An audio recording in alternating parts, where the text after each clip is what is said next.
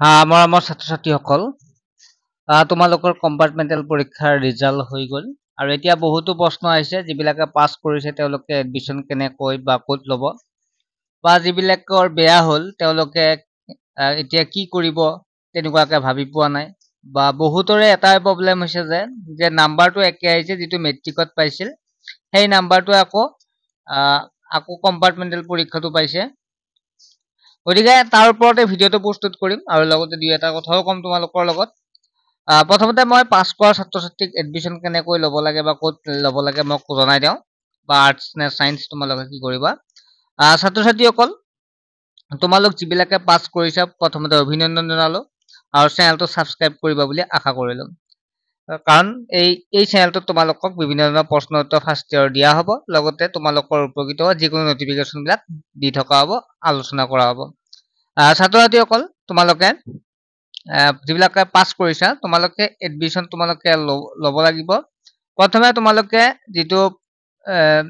দৰ্পণ নামৰ এটা পৰ্টেল আছে এই পৰ্টেলত গৈ তোমালোকে ৰেজিষ্ট্ৰেশ্যন কৰিব লাগিব তোমালোকৰ বিদ্যালয়ত ইয়াৰ বিষয়ে অৱগত কৰিব আৰু তোমালোকে এইটো যিকোনো কম্পিউটাৰ দোকান বা বিদ্যালয়তো যদি কম্পিউটাৰ ব্যৱস্থা আছে তাত হলেও কৰিব তোমালোকক জনাই দিব বিদ্যালয়ত যিখন বিদ্যালয় তোমালোকৰ পছন্দ হয় সেই বিদ্যালয়খনত তোমালোকে নামভৰ্তি কৰিবা আৰু লগতে তোমালোকে আৰ্টছ সায়েন্স কমাৰ্চ তোমালোকৰ ইচ্ছা অনুসৰি যিটো সাবজেক্টত তোমালোকে ভাল পোৱা তোমালোকে যেটো যদি তোমালোকে যদি ম্যাথছটো ভাল নোপোৱা তেনেহলে তোমালোকে আৰ্টছ ললে ভাল হ'ব বা তোমালোকে ম্যাথছটো ভাল পালে সায়েন্স ল'ব পাৰিবা ম্যাথছ বুলি কথা নাই তোমালোকে যিটো সাবজেক্ট মানে তোমালোকে ভাল পোৱা আৰু এটি লগতে কথা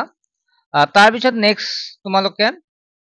ক্লাছ বিলাক সোনকালে এডমিশ্যনটো লৈ তোমালোকে ক্লাছ বিলাক ষ্টাৰ্ট কৰি দিবা ঠিক আছে দেৰি নকৰিবা কাৰণ দৰ্পণ এপটো যিটো পৰ্টেলটো নিৰ্দিষ্ট কিছু দিনহে খোলা থাকে সো তাৰ আগতে তোমালোকে এইখিনি ব্যৱস্থা কৰিবা ছাত্ৰ-ছাত্ৰীসকল এতিয়া যিবিলাকৰ বেয়া হৈছে তোমালোকে এতিয়া কি কৰা উচিত তোমালোকে নিজে ভাবিব পৰা নাই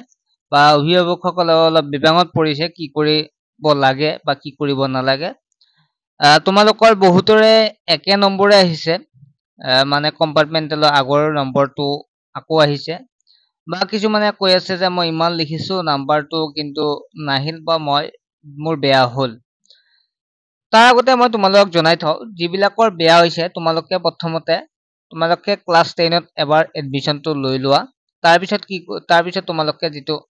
তোমালোকৰ কম্পাৰ্টমেণ্টেলত নম্বৰ কি আহিছে সেইবিলাক আলোচনা কৰিম তোমালোকে প্ৰথমতে কি কৰিবা তোমালোকৰ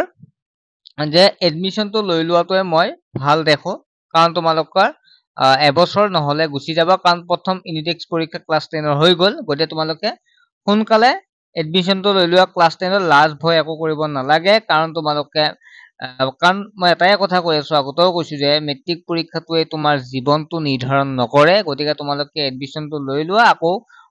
তোমালোকে এবছৰ পঢ়া এবছৰ মানে গলে যিহেতু বেছি সময় নাই গতিকে তোমালোকৰ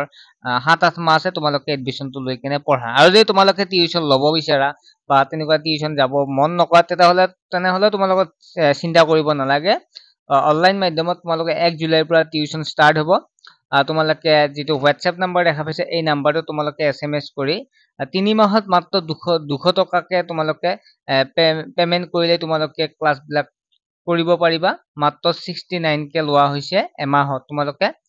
অতি কম মাসুলত ঘৰতে তোমালোকে কনসেপ্ট ক্লিয়াৰ কৰি এটা ভাল ৰিজাল্ট কৰাৰ সুবিধা তোমালোকে পাইছা গতে তোমালোকে টিউচনটো লৈ ল'ব পাৰা এতিয়া কথাটো হ'ল যিবিলাকৰ আগৰ নম্বৰটো আহিছে বহু ছাত্ৰ-ছাত্ৰীয়ে মোক কৈছে যে আমাৰ স্কুলৰ প্ৰায় ছাত্ৰ-ছাত্ৰীৰে কি হৈছে একে নম্বৰ আহিছে যেটো কম্পাৰ্টমেণ্টেল পাইছে সেই নাম্বাৰটো আহিছে তেনেকুৱা ছাত্ৰ-ছাত্ৰীক বিদ্যালয়ত এবাৰ তোমালোকে কন্টাক্ট কৰিবা বিদ্যালয়ৰ হাতত তেনেকুৱা ধৰণৰ বেলেগ নাই যেহেতু কাৰণ বিদ্যালয়ত তেনেকুৱা একো কৰিব নোৱাৰে তথাপিও তোমালোকে এবাৰ খবৰ লবা ছাৰ বাইদেউৰ পৰামৰ্শ লোৱাটো ভাল লৈ কেনে তোমালোকে কি কৰিবা যদি তোমালোকৰ নিজৰ ওপৰত বিশ্বাস আছে বা মই পাছ কৰিবই লাগে তেতিয়া হলে তোমালোকে সেবাৰ যেটো বামুনি মৈদামত আছে তাত গৈ তোমালোকে এবাৰ খবৰ লব পাৰা তোমালোকে ক'ব পাৰা যে মই এনেকুৱা ধৰণৰ নাম্বাৰ লিখিছো কিন্তু মোৰ মেট্ৰিক আৰু কম্পাৰ্টমেণ্টেল পৰীক্ষাৰ কোনো ধৰণৰ নাম্বাৰটো মোৰ চেঞ্জ হোৱা নাই তেওঁলোকে কি প্যাটাৰ্ণত নাম্বাৰটো দিছে তেওঁলোকে গম পাব কিবা প্যাটাৰ্ণ থাকিবও পাৰে কিবা প্যাটাৰ্ণত দিবও পাৰে গতে হেতু আমি তেনেকুৱাকে ক'ব নোৱাৰিম তো তোমালোকে তাতে গলে ভালদৰে বুজি পাব পাৰিবা আৰু যদি তোমালোক বহুতে তেনেকুৱা প্ৰব্লেম ৰিচেকিং অপচনো দি দিব পাৰে ৰিচেকিং কৰাৰ চিষ্টেম যেটো থাকে যিবিলাক তোমালোকৰ প্ৰশ্ন তোমালোক যিখন উত্তৰ বহিখন এবাৰ আকৌ চেক কৰিবৰ কাৰণে তেনেকুৱা অপচন যদি আহে তোমালোকে ৰিচেকিং কৰি দিবা আৰু ৰিচেকিং কৰিলে তোমালোকে তোমালোকৰ বহিখন আকৌ এবাৰ চাব চাই কেনে তোমালোকক উচিত নাম্বাৰ এটা দি দিব গতিকে সেইবিলাক কৰোঁতে প্ৰচেছটো বহুত দীঘলীয়া হয় সো তোমালোকে ক্লাছ 10